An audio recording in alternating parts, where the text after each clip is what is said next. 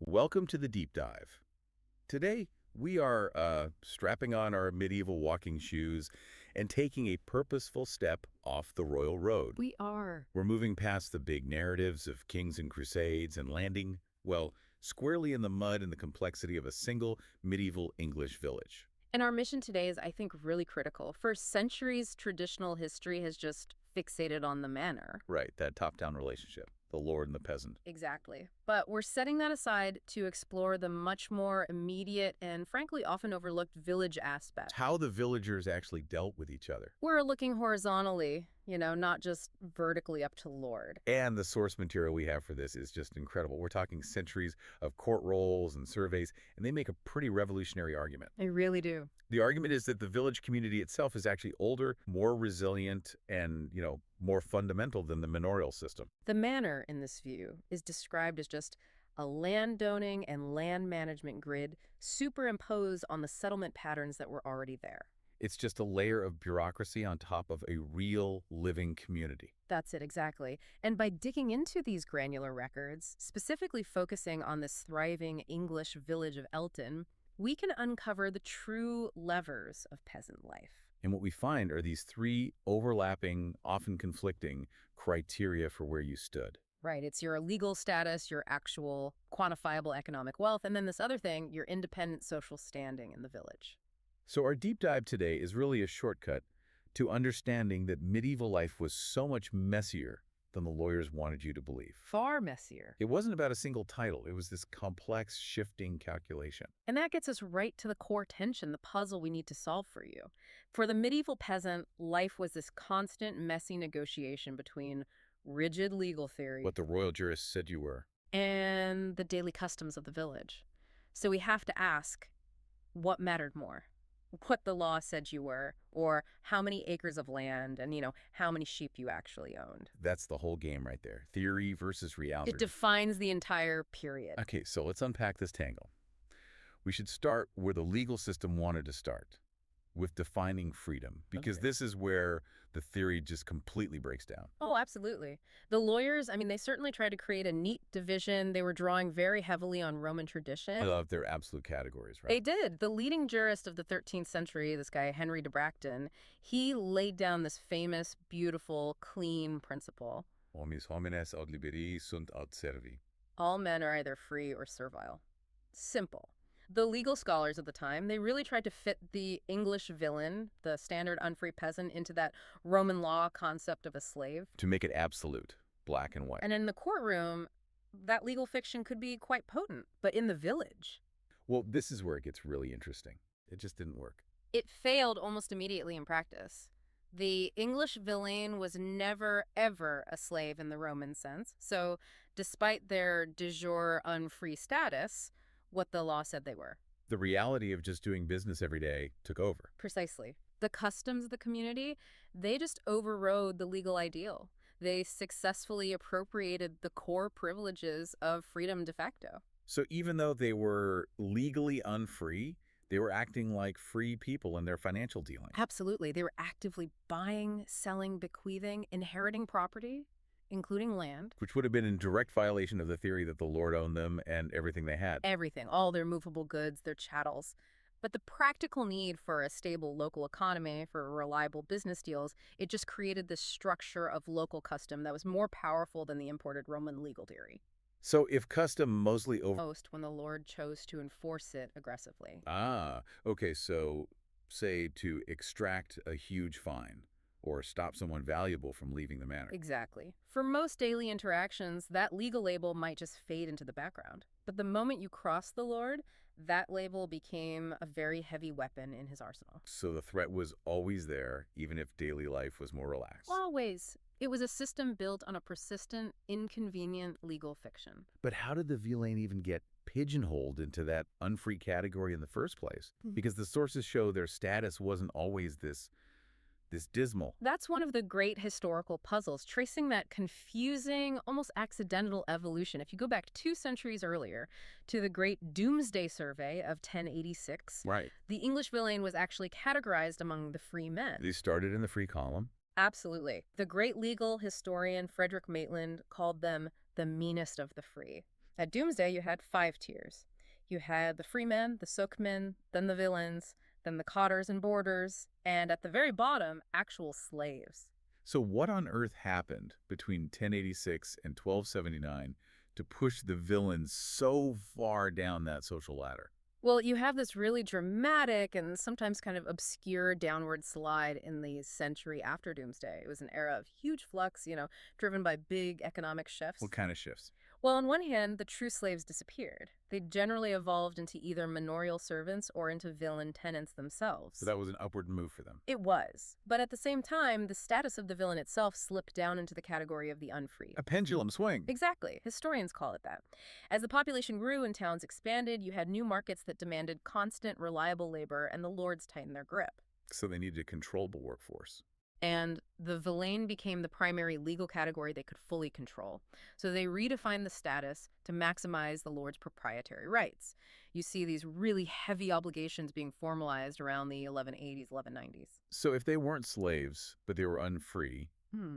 what did that actually entail in the late 13th century? What were the day-to-day burdens? It's crucial to understand it was never general slavery. It was always a very specific, limited set of disabilities. Okay. So the core burdens were, first, substantial labor services owed directly to the lord.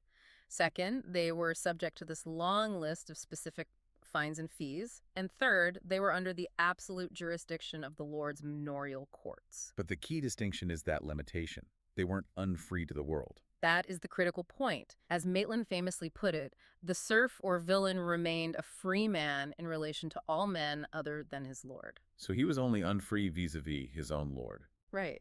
Against everyone else in the realm, his neighbors, merchants, even in the royal courts. He could sue, be sued, and hold property. And that's why that Roman legal fiction just couldn't hold up. The villain had too many rights in the broader world. This sounds like a legal nightmare to keep straight. I mean, if the definition of the person was messy, what about the land itself? Did the land's status always match the person holding it? And you've just hit on the next layer of complexity. It just shows how confusing it all became. The terminology they used to describe peasants and their holdings was an immense jungle of rules. That sounds like it. On the continent, you had terms like service, colonists, nativists. In England, it just multiplied. We have documents showing that in Cambridgeshire in 1279, villagers were described by 20 different terms. 20 different terms. Just for peasants in one region. 20. And another 8 popped up in southern Lincolnshire. It suggests the lawyers and scribes were having a fantastic time making things as complicated as possible. No kidding. And what about the soil itself? The complication extended to the soil. Land was classified as either free or villain based on the services it owed. Villain land owed those heavy, labor-intensive services. And free land owed lighter money rents. Right. And initially, only villain tenants held villain land. But by the 13th century, that system was totally mixed up, often contradictory. Explain that, because it sounds really counterintuitive. It is, but it's crucial. You had many villeins holding free land and many free men holding villain land. The classification was based on the custom attached to the parcel of earth, not the legal status of the person holding the spade. So you could be a free man, but your plot of land owed the labor of an unfree man. Exactly. Or conversely, you could be a legally unfree villain holding a prime plot of free land that just owed a shilling a year. It meant your daily burden was determined more by what you held than who you were. So if legal status was this complex jungle that constantly contradicted itself, and land tenure was just as confusing, what was the clearest, most reliable marker of where a man stood in the village? The economic reality. The visibility of wealth. Absolutely. Unlike those fuzzy legal definitions and ancient obligations, economic status was, quite clear, visible, and tangible to everyone. Everyone knew what you had. Everyone knew precisely how many acres of land you held, and crucially, how many cattle and sheep you owned. These weren't abstract ideas. They were walking around the village fields. Right. And there was a big philosophical shift happening. By 1300 on the continent and a bit later in England, the old, rigid class distinctions were fading.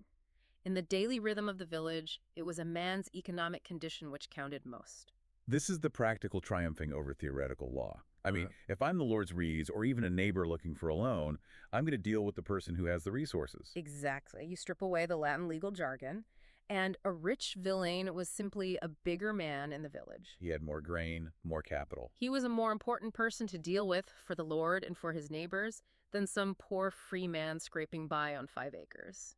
Power came from economic control, regardless of the label. So let's quantify this stratification. How dramatically were these village communities divided by wealth? Oh, universally.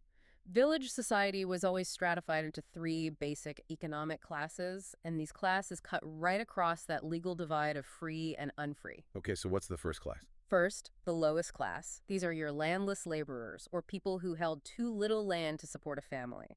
The sources suggest anything under 10 acres was basically subsistence living, or worse. So you were perpetually one bad harvest away from disaster. Completely. You were dependent on day labor, on charity. Then you have the middle group. The solid working families. Right. They held enough land for security. A half virgate, which is maybe 12 to 16 acres, up to a full virgate, which could be 24 to 32 acres. And a full virgate was the sweet spot. It was. It consistently supplied a surplus, and that surplus was power. You could sell it for cash, buy a neighbor's land, or, crucially for a villain, use it to buy your way out of an unfree obligation. And then at the very top, The elite class, a very small group of comparatively large peasant landholders. We are talking families with 40, 50, even 100 or more, leave the whole manorial system behind. the economic gap was clearly massive. It wasn't a subtle difference. It was the difference between security and starvation. Can we put a number on the sheer scale of the population facing that risk? We can, thanks to this incredible analysis by E.A. Kosminski using the 12,790 rolls survey. Okay. He found that the Lord's domain, the land the Lord kept for himself, was about 32% of all the arable land. So the entire peasantry had to live off the remaining 68%. And the legally unfree tenants, the villeins, held the lion's share of that. They accounted for 40% of the arable land. More than the freeholders. Much more. Freeholders only held 28%. So despite being legally disadvantaged, the customary tenants were the most important economic engine of the whole system. Which underscores the Lord's dilemma. The people he held in the lowest legal esteem were his most important asset. Exactly. But here's the most alarming data point. As population exploded, holdings were being divided and diminished. Out of 13,500 holdings in that survey, a staggering 46%. Nearly half. Nearly half the population were living on 10 acres or less. 46% living at or below subsistence. That's an enormous demographic weight at the bottom of society. It is, and it just grounds that idea we started with. Being a free man with 5 acres was vastly less desirable, less powerful than being a well-off villain with 30. Legal status gave you rights against the king. It didn't put bread on your table. So how did the Lord use that huge class of landless poor to keep the crucial middle group, the productive brigaders, in line? That landless class was the Lord's ultimate source of leverage. The Lord knew that if a virgator rebelled or refused to work, there was this vast pool of desperate, landless laborers who would happily take over his 30 acres. The labor market was flooded. Completely. Yeah. And this suppressed wages for the landless and acted as a profound threat to the middle class. Comply, or we strip your land and give it to a neighbor who has no choice but to obey. It makes the structure of Elton, our village of focus, all the more compelling. Let's ground all this theory in the specific records for Elton. Who were the major players there? Elton's structure, which was held by the powerful abbot of Ramsey, was a perfect microcosm of the whole system. The survey starts with the abbot's domain, the manor house, the mills, fishing rights, all the machinery of wealth extraction. And then we get the tenant list, headed by this sort of aristocrat-villain hybrid. That would be John, son of John of Elton. In one record, he's even called John the Lord. Tells you everything you need to know. It does. He was a major free tenant. He held a massive hide of land, 144 acres. This wasn't a farm. It was a small estate within the manor. Wow. And he had his own tenants under him, 1 free virgator and 9 cotters. His obligations to the abbot were mostly symbolic. So a miniature... Customary tenants, and then 28 cotters who were small holders and laborers. That's 114 family heads in the official survey. But the true population that the court rolls dealt with was much larger. Vastly larger. The court rolls, which record the day-to-day disputes and crimes, list at least 150 additional names. Sons, daughters, servants. Day laborers, itinerants. It was a bustling, interconnected community far bigger than the formal landholder list suggests. Okay, let's zoom in on those 48 villains, the customary tenants who owed labor. We need to understand the bureaucracy of oppression here. How was their labor calculated? It really was a bureaucracy of time and effort. The 48 Elton villains owed substantial labor services, and every single work, a day's work, was defined with granular precision. It wasn't just show up and toil. Give us some examples. The obligations were quantifiable and exact. One day of harrowing was one work, winnowing grain. The work was measured by volume. 30 sheaves of barley or 24 sheaves of wheat equaled one work. So specific. Even gathering nuts was quantified. You had to collect a bag of nuts and they had to be well cleaned, or making a hedge of a certain specific length. And the services were profoundly personalized. If you had a cart, you carried hay in the cart. But if you didn't have a cart? You were still obligated to carry goods, chickens, cheese, eggs on his back. That detail, carrying goods on your back, it just illustrates the system demanding maximum effort from minimum resources. And that meticulous accounting extended to value. The price of a work varied dramatically by season. For most of the year, a day's work was valued at a halfpenny. But during the harvest? During the critical harvest season, August 1st to September 8th, that same work shot up to 2.5 pence. 5 times the value. Which brings us to commutation, the system where peasants could try to buy their way out of this physical labor. Right. Commutation was a growing trend. Villeins could purchase exemption by paying a quit rent, a censum. This created two classes among the unfree: those who paid, the censuari, and those who worked, the operari. And in Elton, we see this happening. By 1286, 16 of the 48 Elton villeins had all their routine works commuted to money payments. They were censuarii. They only owed the critical, high-value harvest work. Now this sounds like a route to personal freedom, right? But based on the sources, it seems the tool designed to free the peasant was often rigged to keep him in debt. That's the perfect way to put it. Here's the profound irony. Paying the censum wasn't necessarily an advantage. The amount of the censum was often substantially larger than the total monetary value of the works he would have had to perform. So if you were sourced onto the money payment system, you were actually losing money, just because of the unfavorable exchange rate the Lord set. It was a hidden tax on status. You paid a premium for the convenience of commuting. And this overpricing, well, it opened the door wide to corruption. Which we see in that specific anecdote from 1279 about the reeve abusing this system. Yes, two villagers accused the reeve of taking the rich off the censum and putting the poor on it. Which implies being on the money payment system was undesirable because it was so expensive. Exactly. The wealthy tenants were bribing the reeve to avoid it, and he was forcing the poor tenants into the costlier category to make up the difference.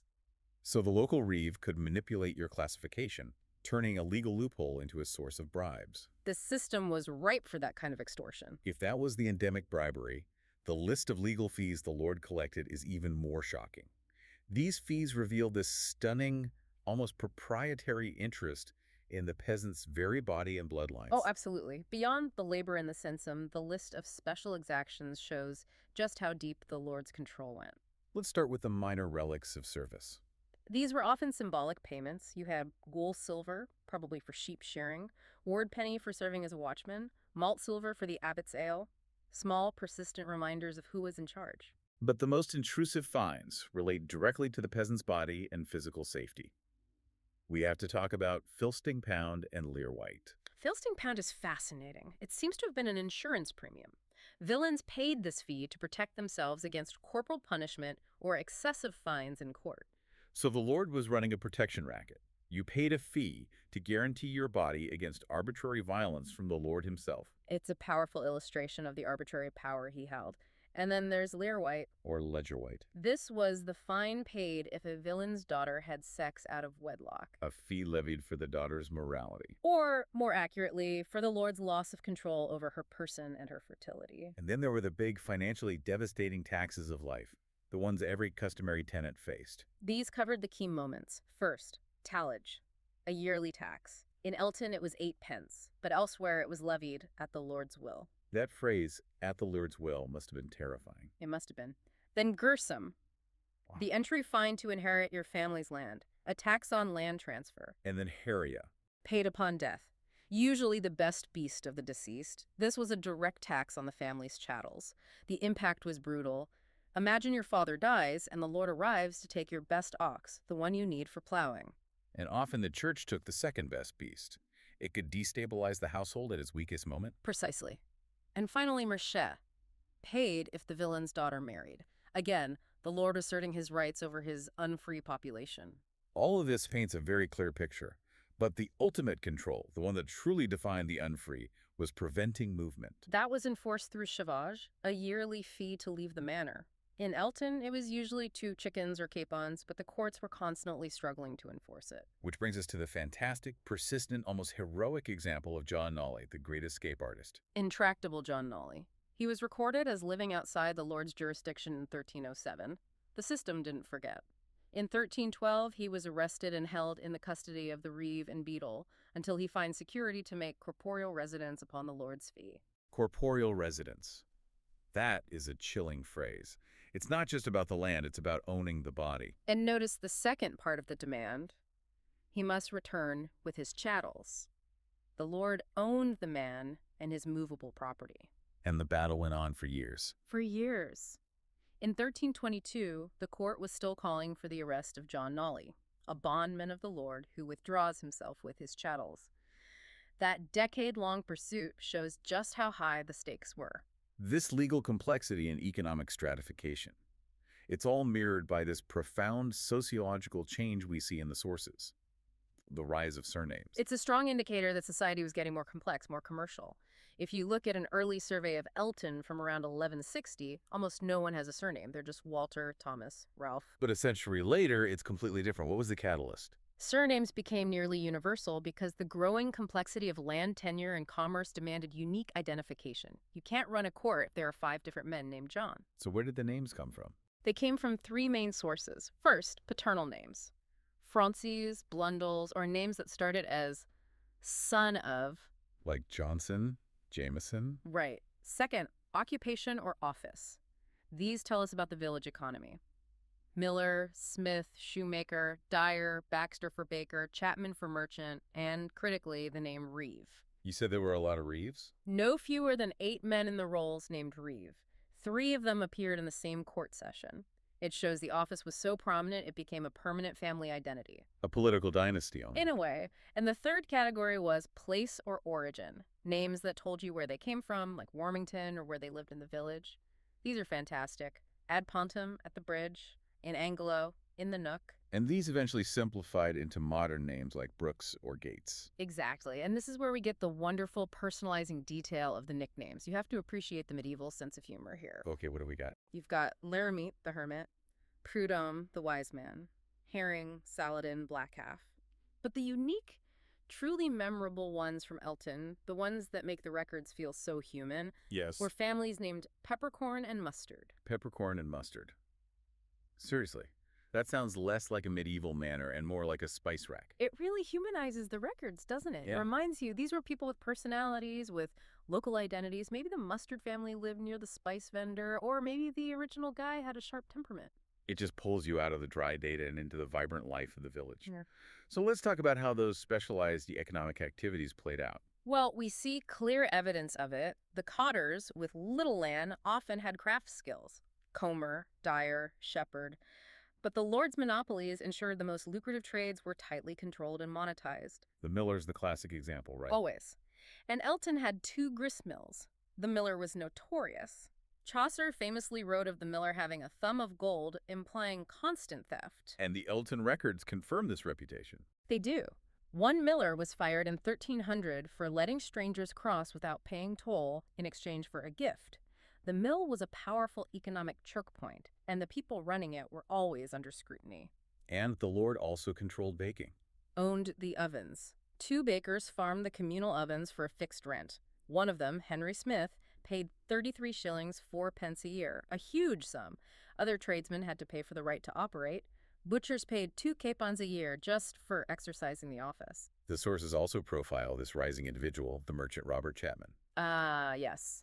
His surname means merchant, but he was technically just a cotter, yet he was clearly a rising parvenu. He cultivated land, sold wheat, and was involved in complex litigation over a promised hood. So he was thriving through commerce, despite his low formal status. Absolutely. Which brings us to the land market. How did land, which was theoretically forbidden from sale, actually change hands? It was all about the fees, I'm guessing? All about the fees. Alienation was forbidden, but in reality, the sale and lease of land were prominent features of the court rolls. The lord couldn't stop it, but he could monetize it at every turn by charging license fees. So selling land was forbidden. unless you paid the lord for permission to break the rule. Precisely. And the transactions were constant. We even see an example of enforcement to prove the rule. Muriel Atgate and William Harp were fined 6 pence each for selling land without the license of the lord. The fine just confirms that the market was so active the manor could only regulate and monetize it, not stop it. It's a perfect illustration of custom carving out space within the law. All of this buying, selling, and suing.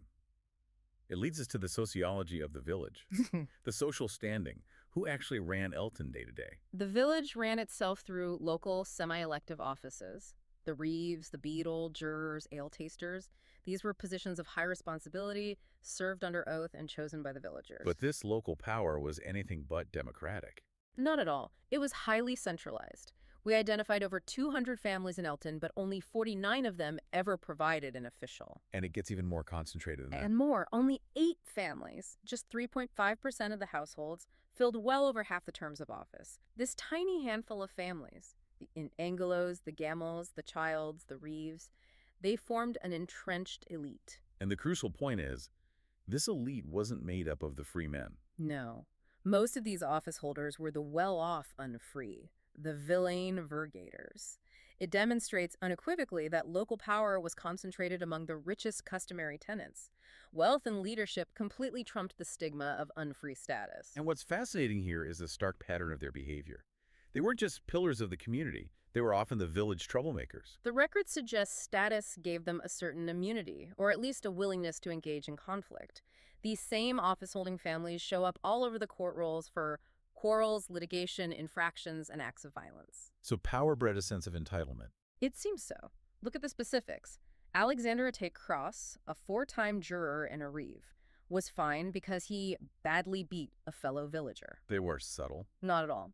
Or consider the high drama between the wives of 2 men from the powerful and Anglo family. One committed hamsook and assaulting the other in her own house. Wow. The sources suggest their status lent them a truculence reminiscent of the Tybalts and Mercutios of the Italian cities. They were the established houses, always feuding. And they were fined for everything. Debt, libel, showing up late to the reaping. Their daughters frequently faced leer-white fines for fornication. They just seem to have operated above the normal rules of courtesy. We could even pull out individual personalities who openly challenged the system. We can. There's Henry Godeswine. In 1279, he was fined for an act of open rebellion. He refused to work at the second boon work of the autumn, and because he impeded said boon work by ordering that everyone should go home early. So he wasn't just shirking his duties, he was organizing a walkout during the harvest. He was. And his wealth meant he could risk the fine, and his influence meant other villagers might actually listen to him. And even the aristocratic John of Elton the Younger wasn't above the local conflicts. Not at all. Convicted of adultery. And in 1306, he attacked one of his own tenants, drove him out of his house, and carried off his hay.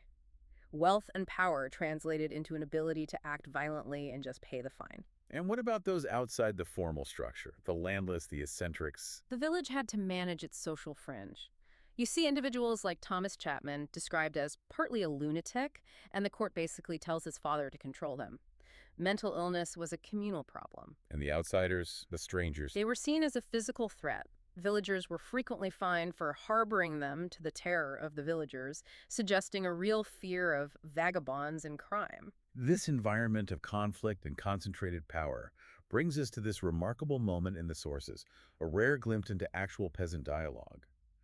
The churchyard scene. This incident is invaluable because it captures the intensity of peasant political awareness.